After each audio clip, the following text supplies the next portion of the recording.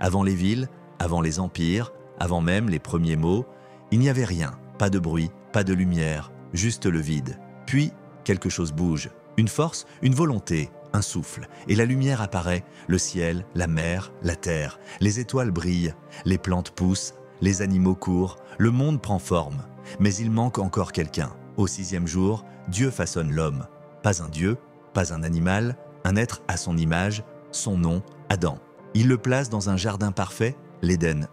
Un lieu de beauté, pas de guerre, pas de souffrance, pas de mort, juste l'équilibre. Mais Adam est seul. Alors Dieu fait tomber un sommeil profond sur lui.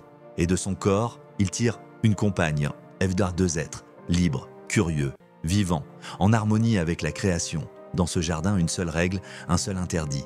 Vous pouvez manger de tous les fruits, mais pas celui de l'arbre de la connaissance du bien et du mal, Sia. Un jour, un serpent s'approche d'Ève. Il lui parle, il sème le doute. Pourquoi t'interdit-on ce fruit? C'est justement parce qu'il ouvre les yeux. Tu ne mourras pas, tu deviendras comme Dieu. Le fruit est beau, brillant. Ève hésite, puis croque.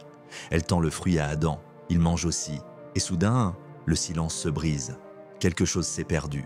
Ils se regardent, ils se voient. Ils ont honte, ils se cachent. Dieu arrive, il les cherche. Il appelle « Où êtes-vous » Adam répond, il a peur, il accuse Ève. Ève accuse le serpent, mais la confiance est brisée. Ils ont choisi de désobéir, de faire seul, de savoir sans attendre, de devenir maître, sans comprendre. Alors Dieu les chasse du jardin. L'Éden est fermé. Adam devra travailler la terre.